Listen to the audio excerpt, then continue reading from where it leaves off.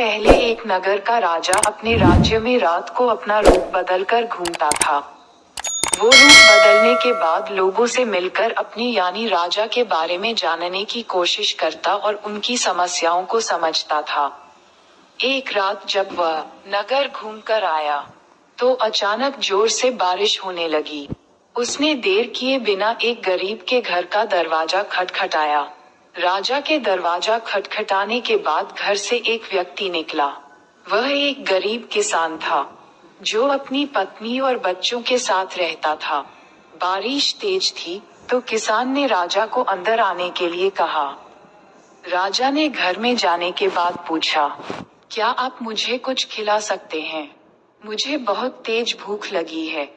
वो गरीब किसान और उसका परिवार 3 दिनों से भूखा था और उसके घर में एक भी दाना अन्न का नहीं था। किसान के मन में हुआ कि भले ही हम भूखे हैं, लेकिन अपने अतिथि को यूं भूखा नहीं रख सकते। अब किसान ये सोच सोचकर बेचैन हो गया कि अपने अतिथि का पेट कैसे भरा जाए। तभी उसने घर के सामने वाली दुकान से चावल चुराने की तरकीब सोची। उसने सिर्फ अतिथि के लिए ही 2 मुट्ठी चावल लिया और उसे पकाकर राजा को खिला दिया। तब तक बारिश रुक गई थी और राजा अपने घर चला गया।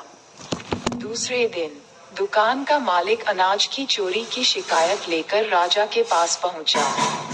राजा ने दुकान के मालिक और उस गरीब किसान को अपनी सभा में प्रस्तुत होने का आदेश दिया। सबसे पहले सभा में पहुंचे किसान ने राजा के सामने जाकर अपनी चोरी का इल्जाम कबूल कर लिया और बीती हुई रात की पूरी बात राजा को बता दी।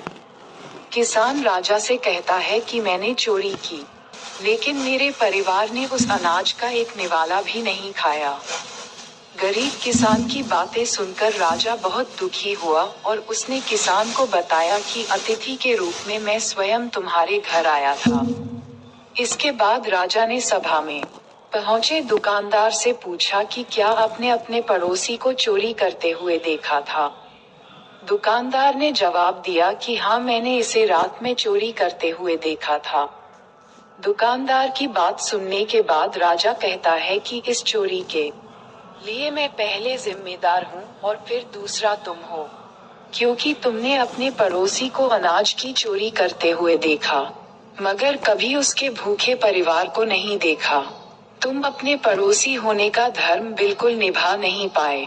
इतना कहने के बाद राजा ने दुकानदार को सभा से जाने के लिए कह दिया और किसान की अतिथि निष्ठा भाव को देखकर उसे 1000 सोने के सिक्के इनाम के रूप में दे दिया। कहानी से सीख, अगर कोई आसपास रहने वाले मुसीबत में है, तो हमें उनकी मदद करनी चाहिए।